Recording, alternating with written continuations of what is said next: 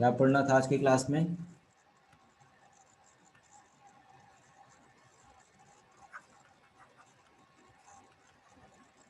M G M and H M के बीच का relation.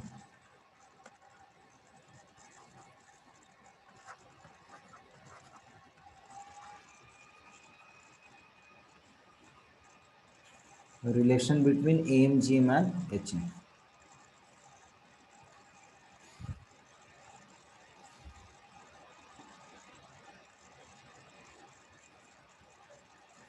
Arithmetic mean of A and B कितना है? A plus B by two. इन्हीं का ज्योमेट्रिक मीन कितना है? रूट अंडर ए बी। और हार्मोनिक मीन कितना था? पिछले क्लास में हमने सीखा था two A B by A plus B. अगर मान लो इसको हम लेट से ए के बराबर मान लिए, इसको जी के बराबर मान ले और इसको एच के बराबर मान ले, तो जरा ए और एच को मल्टीप्लाई करके देखो तो कितना आता है। तो ये हो गया a plus B by two और एच का वैल्यू था two A b divided by A plus b. तो यहाँ से ये a plus b cancel out, two भी कैंसिल आउट, तो ये बच जाएगा ए बी के बराबर। और ए बी को हम जी का स्क्वायर लिख सकते हैं, करेक्ट। तो यहाँ से एक रिलेशन आ गया a into H is equal to ji square. लेकिन ए और एच किसके लिए हम लोग यूज कर रहे हैं? दो नंबर्स का। अरिथमेटिक मीन दो नंबर का, ज्योमेट्रिक मीन दो नंबर का और हार्मोनिक मीन दो नंबर का अगर दिया रहे तो ए इंटू एच का वैल्यू जी स्क्वायर होता है। तो एक छोटा सा क्वेश्चन करते हैं इस पे। Arithmetic mean and geometric mean of two numbers are 3 and 5 respectively. Find harmonic mean. Answer बताओ सब लोग, चैट बॉक्स में लिखो तो अपना आंसर क्या आता है।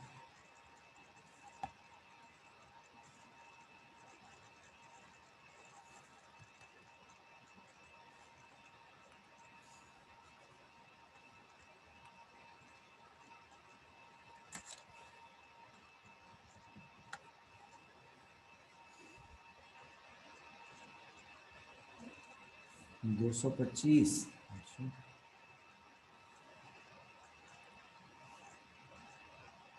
ए into H is equal to ji square होता है ना, a into g is equal to h square लगा रहे हो क्या? A into H is equal to ji square. Arithmetic mean का वैल्यू दिया हुआ 3, हार्मोनिक मीन का वैल्यू हमको नहीं पता, और ज्योमेट्रिक मीन का वैल्यू दिया हुआ 5, 5 का square. H is equal to 25/3 होगा ना।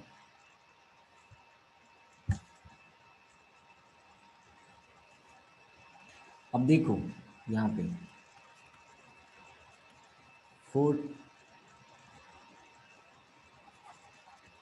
two positive numbers a and b, दो पॉजिटिव नंबर्स अगर हैं तो इसके लिए root A minus root B defined होगा और इसका होल स्क्वायर तो जीरो या जीरो से बड़ा होना ही होना है। ठीक है, तो अगर इसका स्क्वायर करें हम, किसी भी नंबर का रूट डिफाइंड होगा और किसी भी दो नंबर का डिफरेंस और उसका अगर स्क्वायर करेंगे तो पॉजिटिव आना ही आना है, जीरो या जीरो से बड़ा ही अगर किसी भी नंबर का स्क्वायर जीरो से छोटा नहीं हो सकता। तो इसको अगर हम सॉल्व करें तो ये ए, हाँ ये मान रहे हैं कि ए और बी दोनों पॉजिटिव है, तो ये a plus b minus two root under A b आ जाएगा और ये आ जाएगा greater than equal to zero. तो यहाँ से लिख सकते हैं a plus b is greater than equal to 2 times root under A b. या यहाँ से लिख सकते हो कि कभी भी a plus B by two दो पॉजिटिव नंबर्स के लिए रूट ए बी से बड़ा रहेगा। इसको ऐसे बोल सकते हो कि arithmetic mean of any two positive numbers will be greater than और इक्वल टू ज्योमेट्रिक मीन। हालांकि हमने इसको प्रूव किया दो नंबर्स के लिए, but this result is also valid, this result is also valid for n positive numbers. माने n positive numbers का अरिथमेटिक मीन भी उसके ज्योमेट्रिक मीन से बड़ा होगा। ठीक है। अच्छा, इक्वलिटी कहाँ पे होल्ड करेगा देखो, इक्वलिटी साइन कहाँ पे आएगा, equality sign holds for a is equal to b। ठीक है, तो यहाँ भी इक्वलिटी साइन एम और जीएम बराबर कब होगा, इक्वलिटी होल्ड्स माने एम और जीएम बराबर होगा when a is equal to b, a जब a और b दोनों बराबर हो जाए वहाँ पे इक्वलिटी होल्ड करेगा। अच्छा, यहीं से एक और डिस्कशन करेंगे।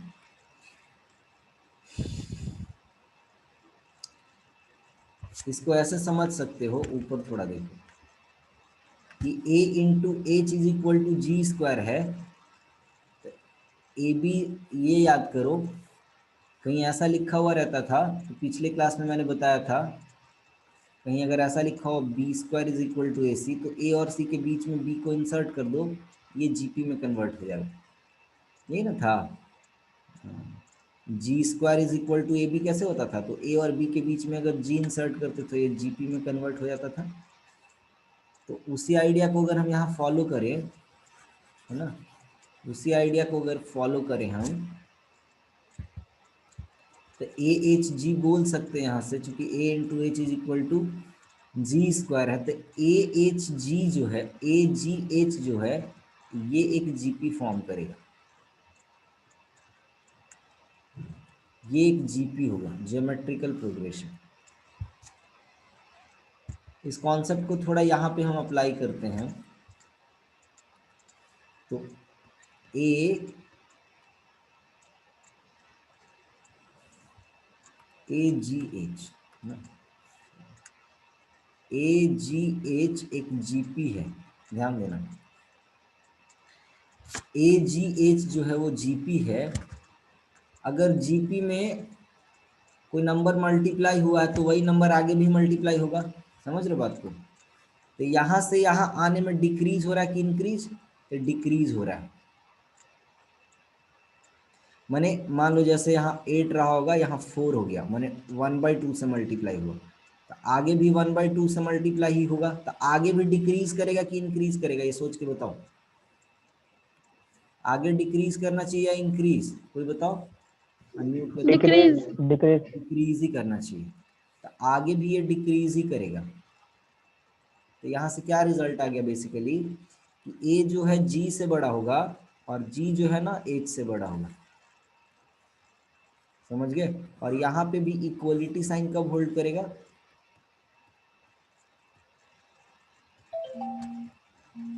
Equality holds when all the positive numbers are equal.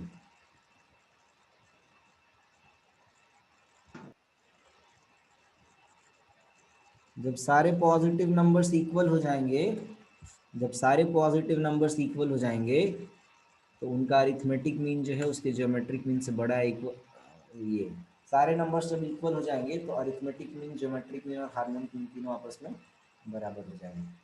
और अगर अच्छा, ये जो रिजल्ट्स है वो किसके लिए है, ध्यान देना, this result holds for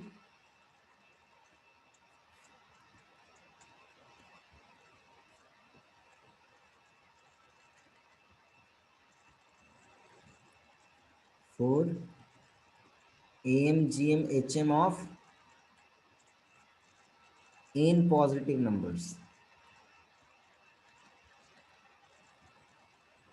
negative numbers के लिए नहीं ये होल्ड करता है, सिर्फ पॉजिटिव नंबर्स के लिए ये रिलेशन होल्ड करेगा।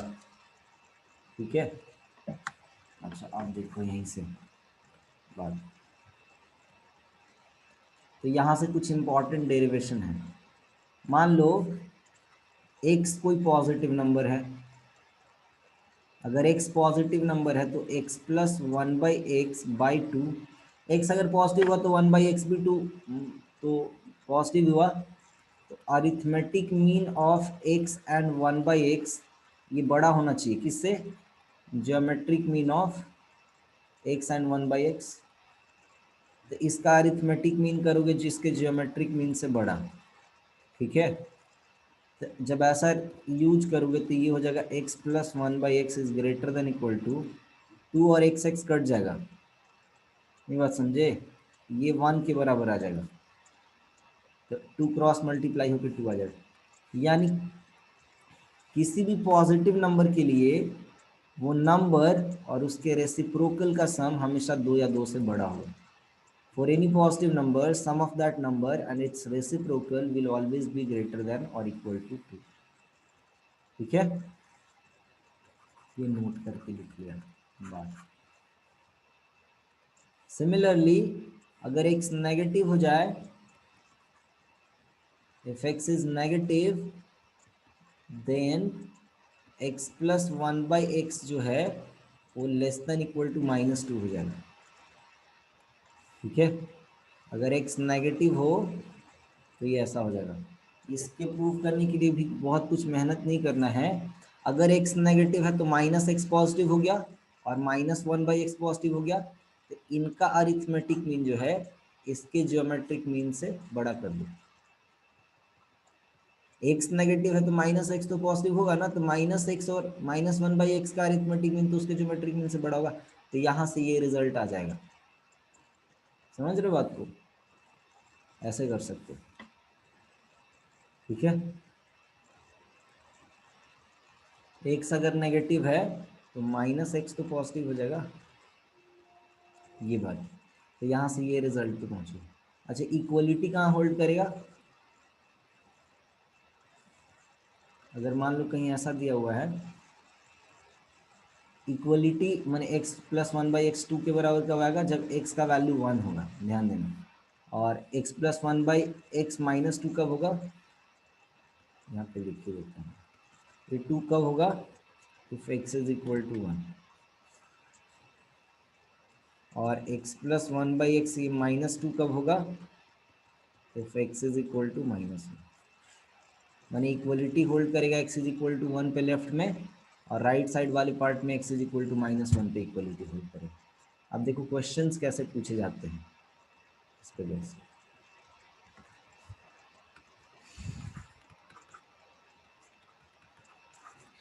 Find minimum possible value of expression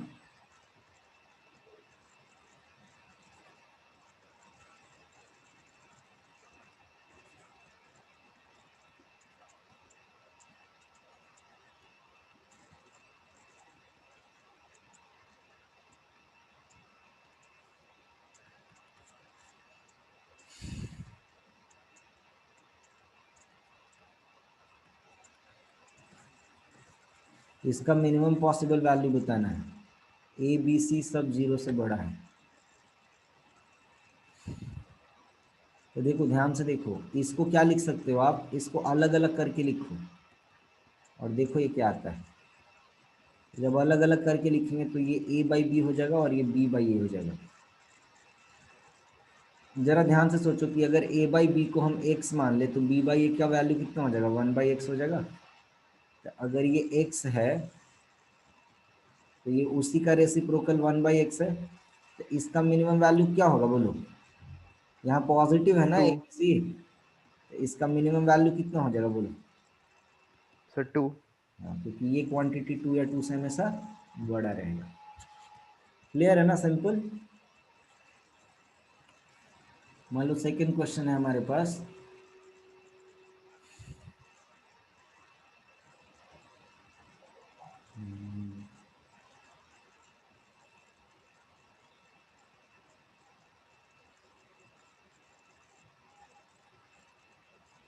a plus B plus C into one by A plus one by B plus one by c. इसका मिनिमम वैल्यू बताना कितना है।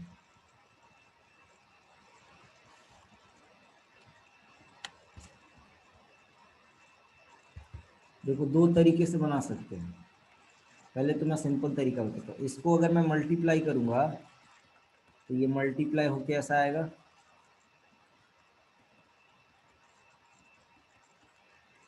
ये मल्टीप्लाई इसी तरीके से ना होगा,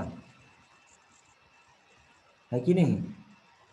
मल्टीप्लाई तो इसी तरीके से होगा। मल्टीप्लाई करो तो ए कट गया तो वन हो गया, फिर यहाँ से आएगा a by B, plus A by c, यहाँ से आ जाएगा बी बाई ए, इससे के साथ मल्टीप्लाई होगा तो फिर अगले वाले के साथ मल्टीप्लाई होगा तो B into one by B मिल के हो जाएगा 1 के बराबर, प्लस बी बाई सी, फिर अगले वाले ब्रैकेट में देखो C by A, C by B plus 1।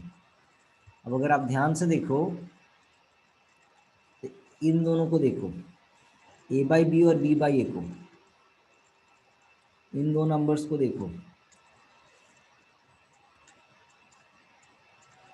हाँ, अश्मित का आंसर आ रहा है 9, करेक्ट है। तो ए बाई बी और बी बाई ए को देखो, फिर ए बाई सी और यहाँ सी बाई ए को देखो, ठीक। फिर बी बाई सी और सी बाई बी को देखो, ठीक है। इनको देखो जरा, क्या समझ में आ रहा है बात?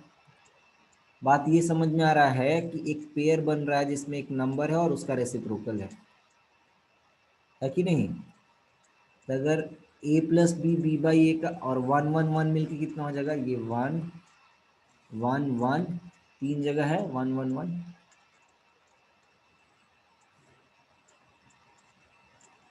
1 1 1, ये 3 बार 1 1 1 मिलके 3 हो गया।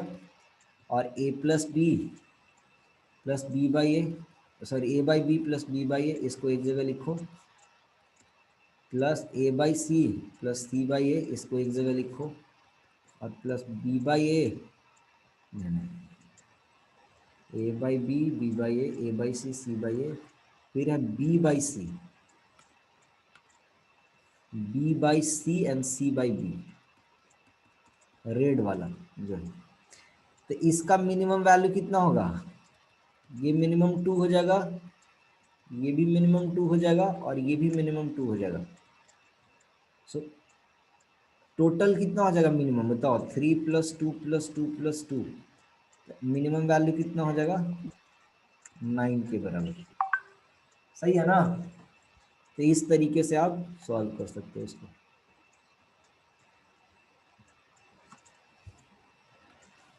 नेक्स्ट क्वेश्चन पे आ जाओ। फाइंड करना है minimum value of 5 plus x plus 5 पे पावर माइनस एक्स का। कैसे फाइंड आउट करोगे? देखो ध्यान से। तो ये हो गया 5 पे पावर एक्स, और 5 पे पावर माइनस एक्स को लिख सकते हो 1 बाई 5 पे power x.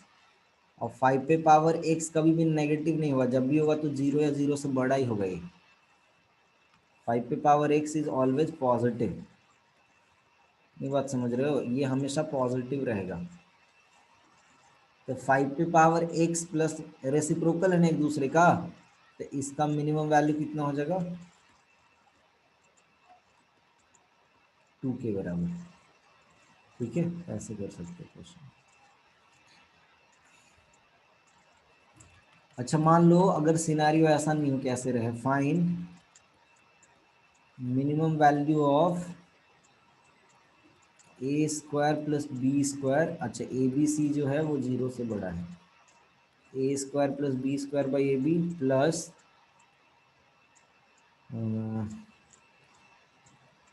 4a square plus plus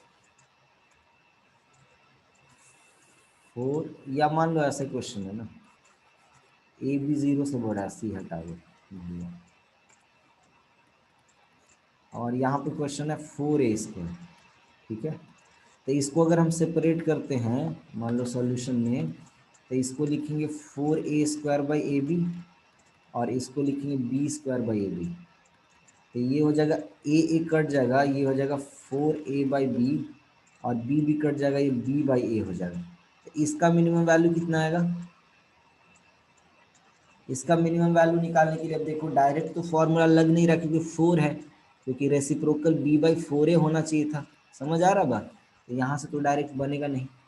तो इसके लिए क्या करेंगे, ध्यान से देखो, जिनका मिनिमम वैल्यू निकालना उसके लिए हम क्या करेंगे,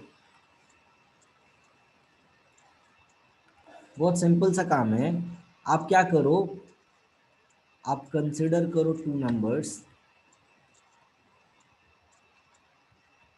कंसिडर टू नंबर्स, एक नंबर कंसिडर करो 4a/b, एक नंबर कंसिडर किया 4a/b एंड दूसरा नंबर कंसिडर किया b/a। इनका arithmetic mean will be greater than equal to इसका ज्योमेट्रिक मीन। तो इनका अरिथमेटिक मीन हो जाएगा 4a/b प्लस b/a, दो नंबर है तो डिवाइडेड बाई 2। इनका ज्योमेट्रिक मीन हो जाएगा 4a/b इंटू b/a, इनका ज्योमेट्रिक मीन।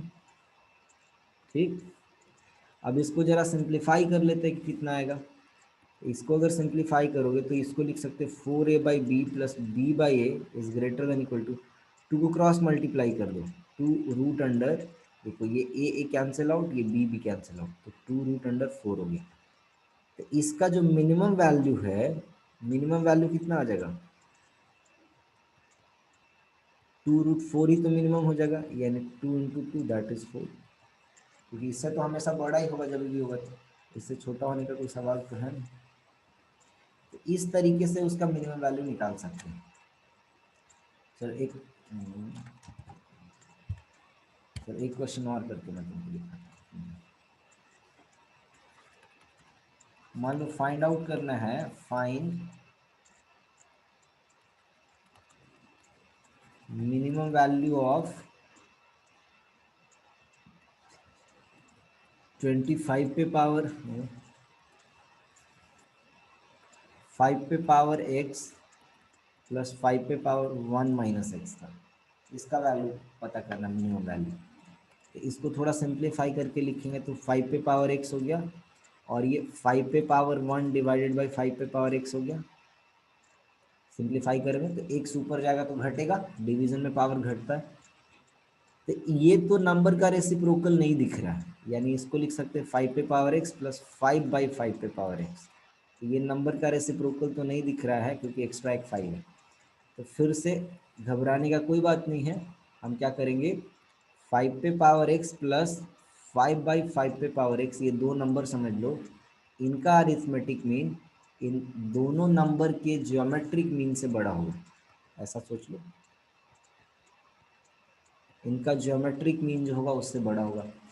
5 पे पावर x एक नंबर है, 5/5 पे पावर x दूसरा नंबर माना, ये एक नंबर है, ये दूसरा नंबर है, ऐसे दो नंबर्स हमने माने, और दोनों नंबर का arithmetic mean greater than equal to geometric mean कर दिया। तो यहाँ से लिख सकते हैं 5 पे पावर x प्लस 5/5 पे power x is greater than equal to, ये तो कैंसिल आउट हो जाएगा, 2 क्रॉस मल्टीप्लाई करोगे तो 2√5 आ जाएगा। तो यहाँ से मिनिमम वैल्यू कितना आ जाएगा, 2√5 के लिए। बात समझे?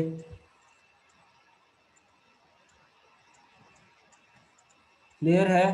कोई मुश्किल तो नहीं है ना इसमें? No sir. चलो एक और क्वेश्चन देखते हैं हम लोग। क्वेश्चन ऐसा दिया हुआ है कि ए बी सी और डी ये पॉजिटिव नंबर है कुछ, और a plus B plus C plus D जो है वो मान लो 4 दिया हुआ है, और फाइंड करना है मैक्सिमम पॉसिबल वैल्यू ऑफ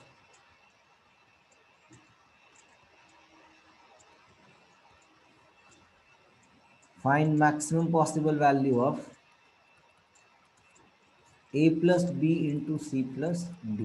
ये पहला क्वेश्चन, ध्यान से सुनना मेरी बात को, ये जेई एडवांस में पूछा हुआ क्वेश्चन है इसी तरीके का, IIT जेई में पूछा था क्वेश्चन एक बार। तो यहाँ पे ना थोड़ा ध्यान से समझना है कि जब भी मैक्सिमम वैल्यू पूछेगा ना,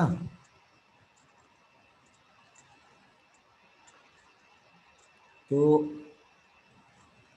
मैक्सिमम वैल्यू किसका पूछेगा, अब जरा सोचो, am greater than equal to gm है, greater than equal to h है। अगर इस पार्ट में सोचो तो मैक्सिमम वैल्यू किसका पूछेगा, राइट वाले का। ठीक है, जैसे ऐसा बना ना ये, तो मान लो am का वैल्यू 3 है तो gm 3 या 3 से छोटा, तो gm का मैक्सिमम वैल्यू 3 हो जाएगा।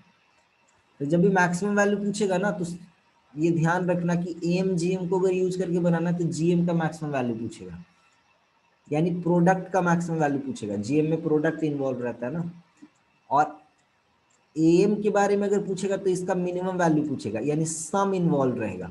ऊपर के जितने भी क्वेश्चन देखो सम के फॉर्म में था, एडिशन के फॉर्म में था, ऐड था, तो एम ग्रेटर देन जीएम में सम वाले का मिनिमम पूछा।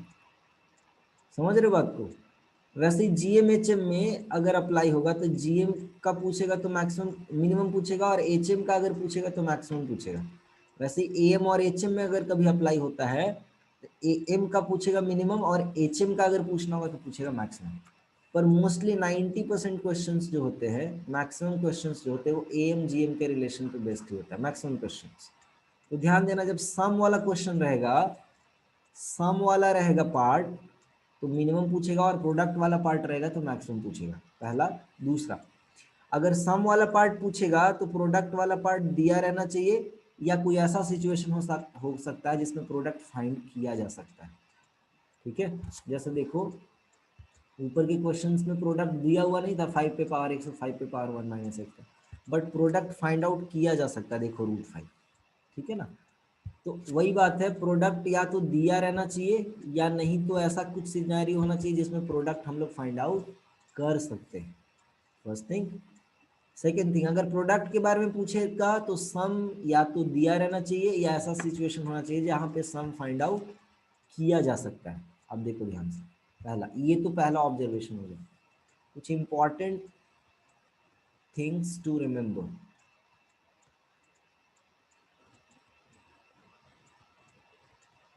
while doing problems, देखो ध्यान से सुनना मेरी बात। ऑब्जर्व करो कि क्या प्रोडक्ट में है। ठीक है, पहला ऑब्जर्व करो कि क्या प्रोडक्ट में है। What is in product.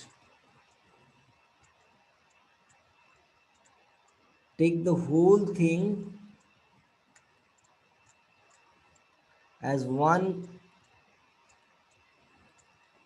One entity. Entity माने एक, उसको एक नंबर समझो। जैसे a प्लस बी, ए और बी को अलग अलग नंबर नहीं समझो। देखो प्रोडक्ट में क्या है, a और b प्रोडक्ट में नहीं है, a प्लस बी और c प्लस डी प्रोडक्ट में है। So a plus B will be considered as one single number, this will be considered as one number, and this will be considered, this whole thing will be considered as another number. So how many numbers are there in total? कितने numbers है total? फिर इसका मतलब 4 या 2? Sir 2। 2 numbers. अगर ये बात समझ में आ गया तो तुरंत बन जाएगा। मतलब मैंने क्या किया, मैं इसको एक नंबर समझ रहा हूँ और मैं इसको एक नंबर समझ रहा हूँ। So I am considering only 2 numbers, and arithmetic mean of these 2 numbers will be greater than equal to geometric mean of these 2 numbers. ध्यान देना, लिखने में फर्क है। जब मैं यहाँ 4 अगर लिख देता, ध्यान देना मेरी बात पे, अगर मैं यहाँ 4 लिख देता तो ज्योमेट्रिक मीन में मेरे को ऐसा लिखना पड़ता। ज्योमेट्रिक मीन, इनका ज्योमेट्रिक एवरेज फिर कितना हो जाएगा, ए बी सी डी का पावर 1/4। सारे नंबर्स का प्रोडक्ट पे पावर 1/n होता है ना ज्योमेट्रिक मीन, तो ऐसा लिखना पड़ता अगर हम 4 नंबर समझ रहे होते तो। समझ रहे हो बात को? तो यहाँ पे हम लोगों ने 2 ही नंबर समझा हुआ अभी तक, तो इसलिए ऐसे सब ऐसे लिख रहे हैं इसको। अच्छा, यहाँ से देखो ऊपर तो a plus B plus C plus D है एक्चुअल में, तो ये 4 हो गया। 4 ऊपर तो 4 ही हो जाएगा, 4/2, और इधर आ गया जो हमको चाहिए था।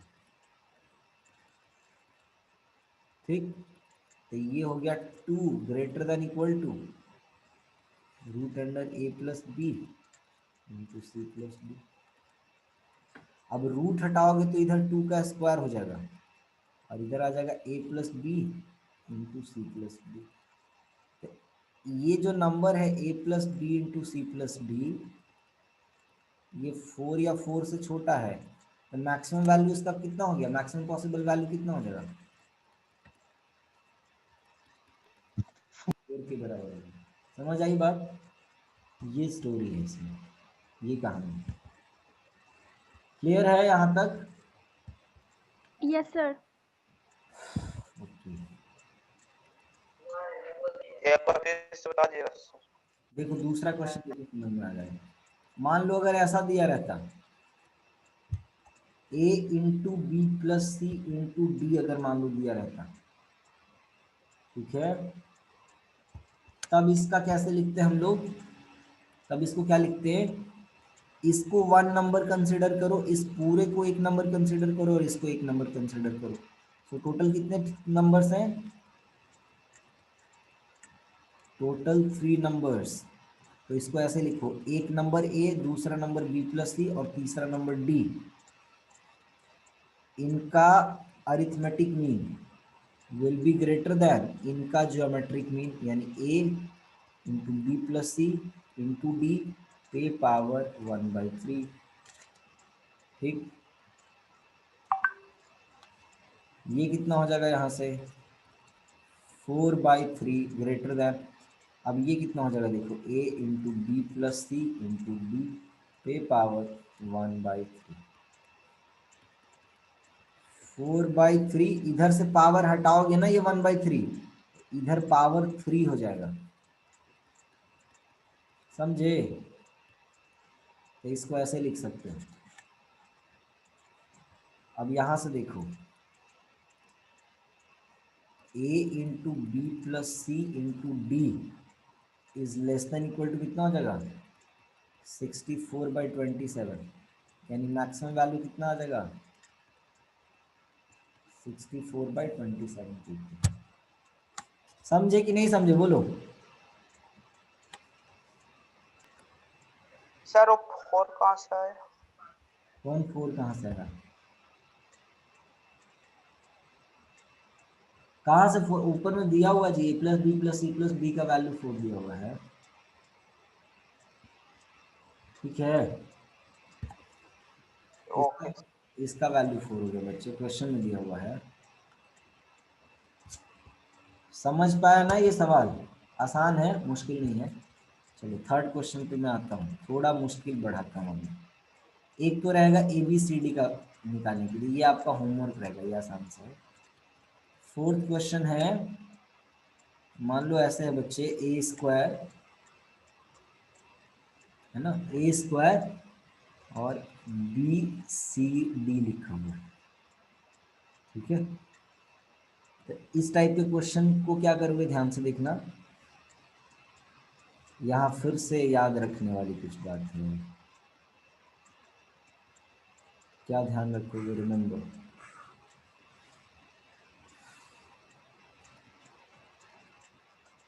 look at power on an entity। किस, जो एंटिटीज है, ए है, बी है, सी है, डी है, उस पे देखो पावर कितना है। जैसे ए स्क्वायर है, तो इसको क्या करोगे, break term of A in 2 equal parts. क्या मीनिंग है इसका? What is meaning of term of A into, A को ए सीधा नहीं लिख के टर्म ऑफ ए लिखने का क्या मतलब है? जैसे मान लो, ध्यान से सुनना मेरी बात, मान लो गिवन रहता है ऐसा, गिवन मान लो ऐसा है कि a plus B plus C plus D है इज इक्वल टू 4 है, तो मैं इसको लिखूंगा a/2 प्लस a/2। अगर ऐसा दिया हुआ है तो मैं a को a/2 plus a/2 is equal to a लिखूंगा, ध्यान देना। बट अगर गिवन ऐसा है कि 3a plus B plus C plus D is equal to 4, मान लो ऐसा दिया हुआ रहता, तो ए वाले एंटिटी को ब्रेक करना है 2 पार्ट में, माने ए को 2 पार्ट में नहीं ब्रेक करना है, ए वाला जो भी एंटिटी रहेगा, माने 3a/2 को हम 2 पार्ट में, 3a को हम 2 पार्ट में डिवाइड करेंगे, 2 इक्वल पार्ट में, माने क्या, इसको लिखेंगे हम ऐसा 3a/2 प्लस 3a/2 ऐसा लिखेंगे। बात समझ में आ रहा है? सबसे पहले हम पावर देखेंगे कि ए पे पावर कितना है, किसमें पावर, किसमें देखना है, सम वाले में कि प्रोडक्ट वाले में? Look at power on an entity in product वाला पार्ट, इन प्रोडक्ट पार्ट। इसमें देखना है प्रोडक्ट जो है उस वाले पार्ट में, बहुत इंपॉर्टेंट बात है ये। अगर इसको समझ गया ना तो जेई एडवांस लेवल के क्वेश्चन जो है ना ऐसे क्रैक कर जाओगे। कई सारे जेई एडवांस के क्वेश्चंस में करवाऊंगा अभी। तो अगर इस बात को पहचान लो तो आपका 70% काम यहीं खत्म हो जाएगा। आपको क्या देखना है, प्रोडक्ट में देखना है किसी एंटिटी पे कितना पावर है। जितना पावर है उस एंटिटी वाला जो भी ऑब्जेक्ट है, माने उस पावर वाला जो भी ऑब्जेक्ट है उसको देखो सम में क्या दिया हुआ है। जो भी दिया हुआ है सम में उसको, अगर पावर 3 था तो 3 इक्वल पार्ट्स में ब्रेक कर दो, ठीक है। अगर पावर 5 रहेगा तो 5 इक्वल पार्ट्स में ब्रेक कर दो। पर किसको ब्रेक करोगे, ए को नहीं, ए स्क्वायर है तो ए को नहीं, ए वाला जो भी एंटिटी रहेगा उसको। अगर ए वाला एंटिटी 2a है तो 2a को a प्लस ए कर देंगे। अगर 5a है तो 5a/2 प्लस 5a/2 कर देंगे। यहाँ खैर एनीवे आप देखो ए ही दिया हुआ है क्वेश्चन में, a plus B plus C plus D दिया हुआ है। चलो मीटिंग रीज्वाइन करो तो जल्दी से।